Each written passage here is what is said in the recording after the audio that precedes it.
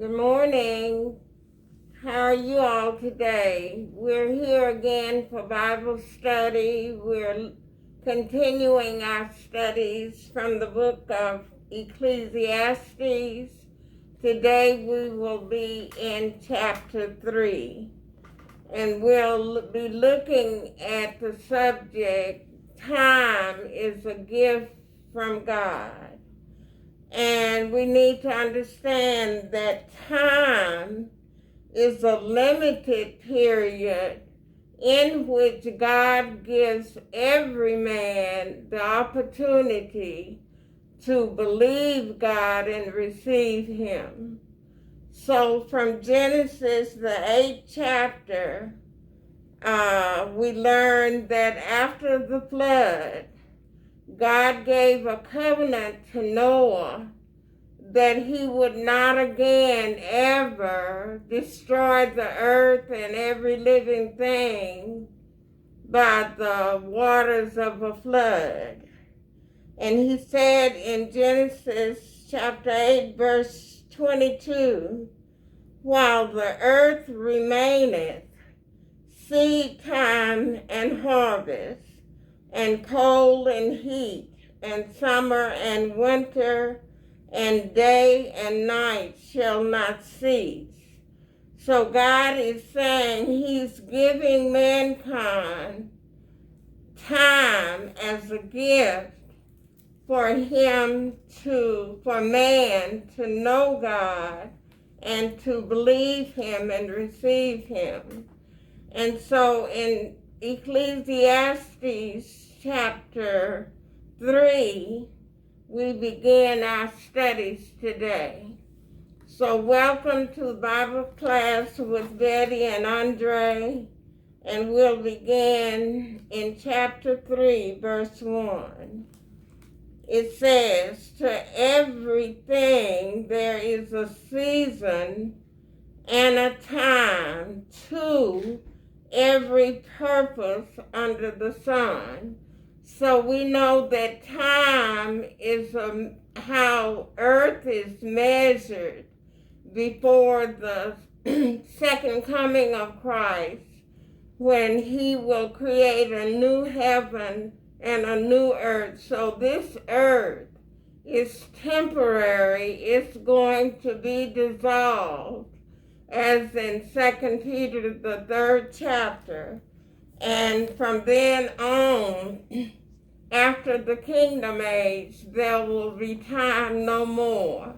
It'll be one eternal day. And we studied that in the book of the Revelation. And so this earth is only temporary.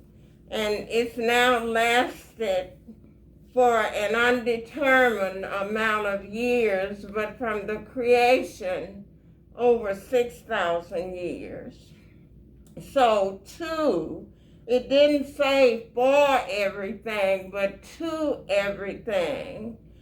There is a season and a time to every purpose under the heaven. Verse 2, a time to be born and a time to die. So none of us know when our time to die is coming, but it's appointed unto man once to die, and after that the judgment. So during this time period, we are born into the world, and there will be the time that comes when we die. There's a time to plant and a time to pluck up that which is planted, seed time and harvest. A time, verse 3, a time to kill and a time to heal, a time to break down and a time to build up. Now, this time is set by God Himself. We don't know how long, but during these times, there's killing and destruction and breaking down and building up. But that time is ordered by God to occur at a specific time that He set before the foundation of the world. So during this time, it is only temporary, because when time is no more, and when Satan is put in the bottomless pit, there will be no more killing, no more dying. So verse 4 said, there's a time to weep and a time to laugh, a time to mourn and a time to dance. So there are times for all emotional experiences that we have.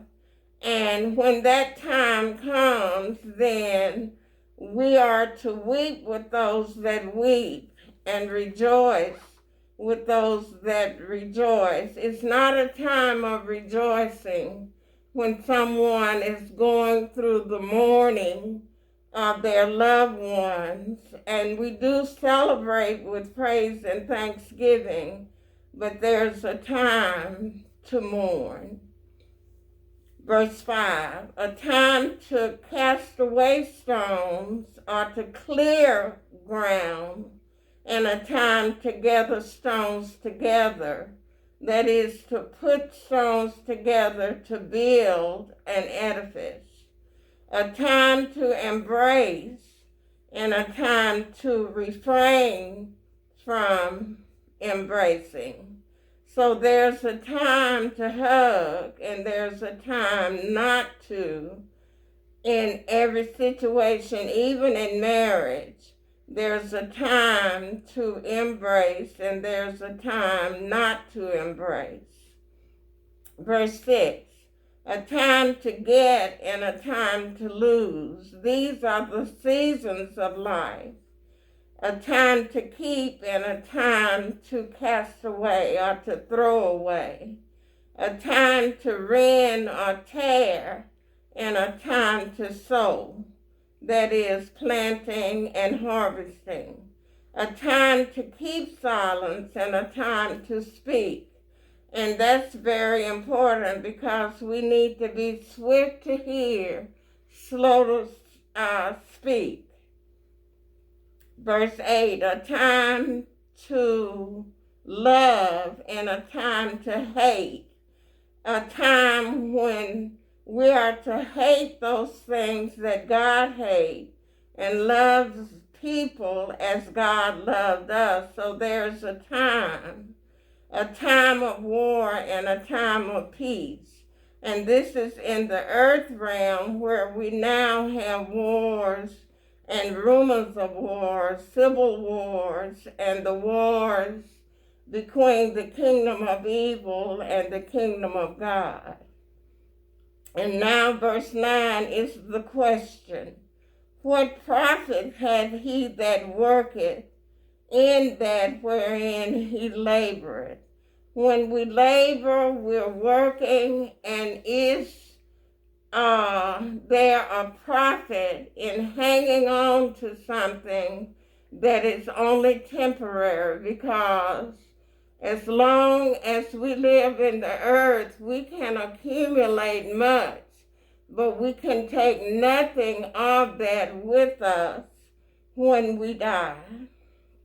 And Solomon says in verse 10, I have seen the travail or the struggle which God had given to the sons of men to be exercised in it, or to work and labor in the world. And verse 11 said, He, that is God, has made everything beautiful in His time.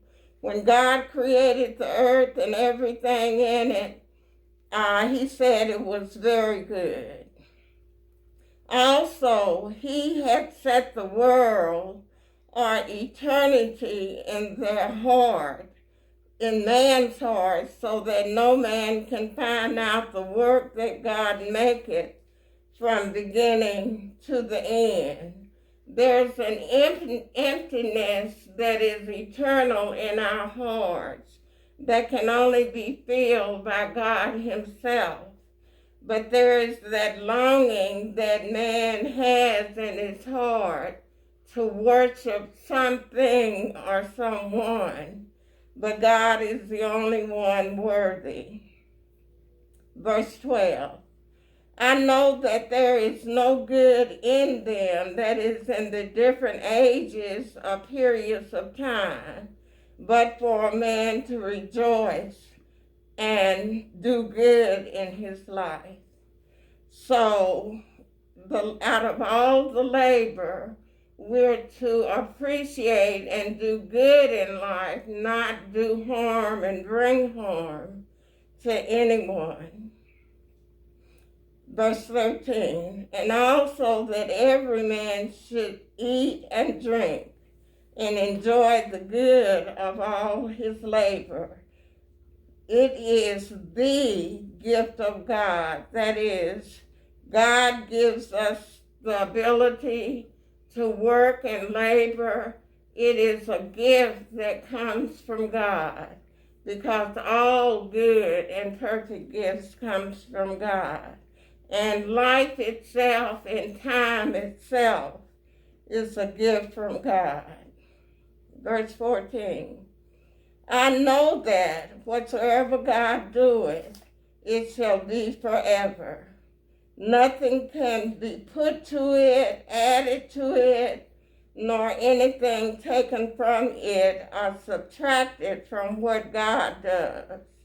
And God doeth it, that man should fear before him all the days of his life. And so God allows the gift of time so that man could find out that God is the living God and that He has an eternal perspective on how things end up. Verse 15. That which hath been is now, and that which is to be hath already been, and God required that which is past. How we use our time, we will be held accountable to God for either receiving His gift of time and life or rejecting it.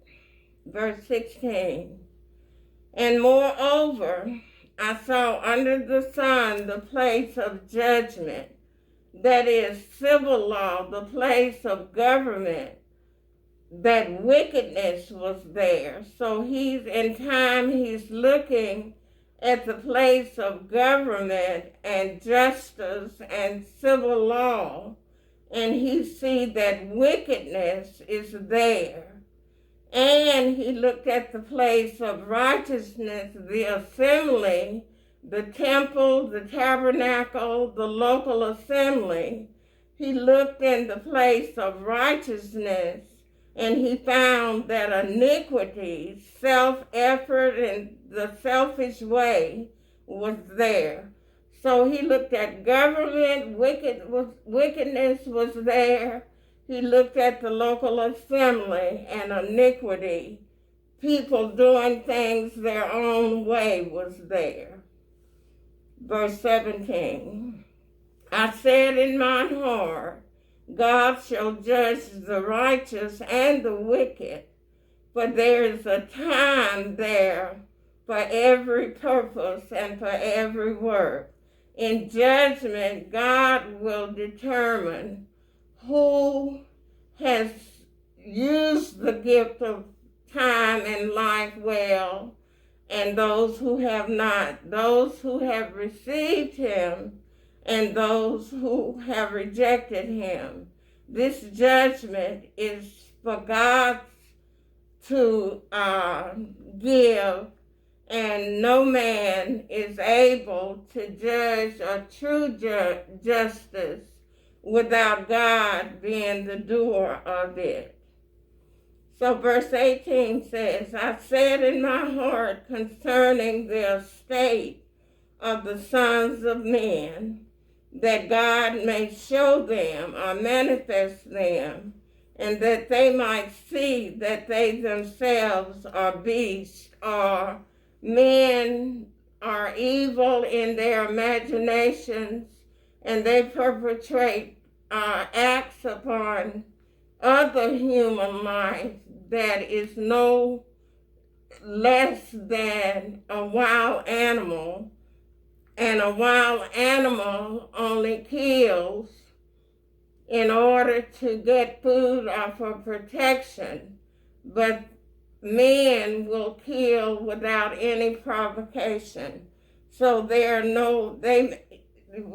wants us to see that without him, we're no more than animal-like people. And that's just talking about their instinct to do the things that satisfy them. Verse 19, for that which befalleth the sons of men befalleth beasts, that is, man dies and animals die.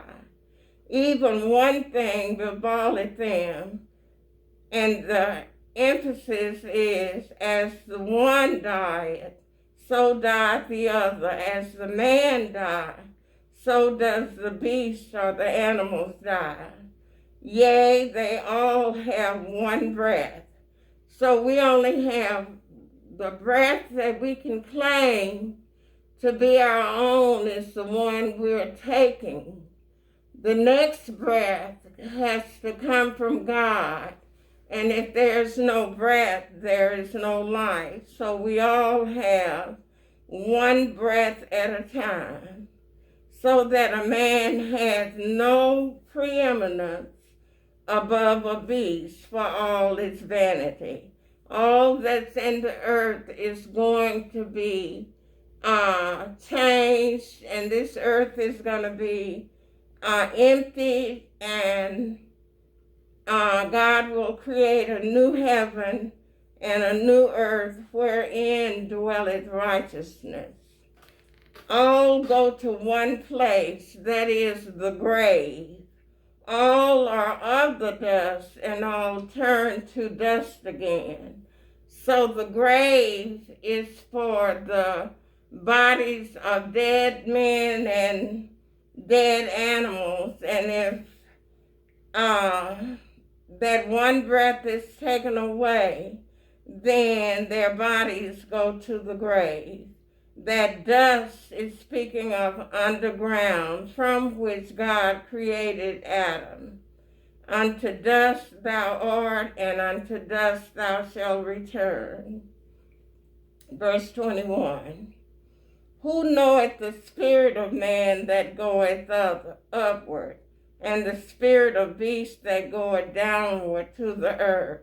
We don't know the entities and the intricacy of our spirits, our bodies, our soul, but God created us, and he knows the end result of each one of us. And the spirit of man that goes upwards is seeking the Lord, and the spirit of a man that is animal-like goes down to the earth.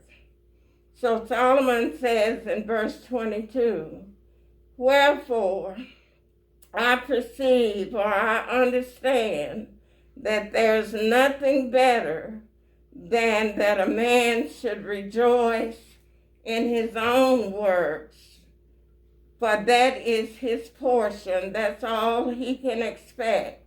For who shall bring him to see what shall be after him?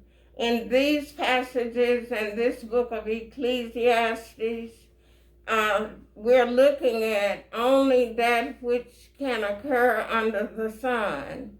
The New Testament and Jesus' finished work is not in the foreview at this point.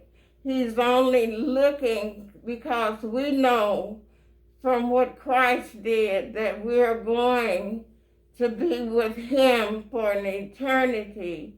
That is, those that believe and receive him.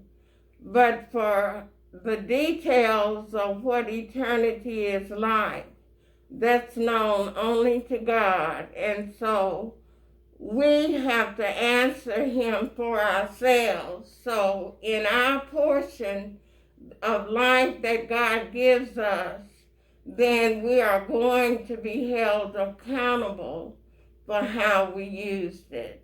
So time is a gift from God.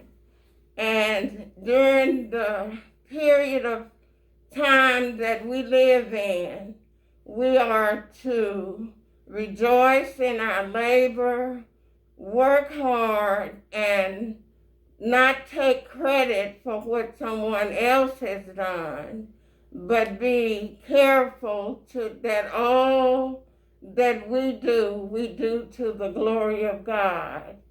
And in that, we'll end up recognizing that the importance and the value of being a human being. So thank you for listening. We will go into chapter 4 next week, but this time is focusing on the temporary and the transitory things of earthly existence. So thank you all, and if you will, view my other channels on YouTube, and also my email address is bjt1125@yahoo.com. So thank you all for today, and we'll see you again next week. Bye.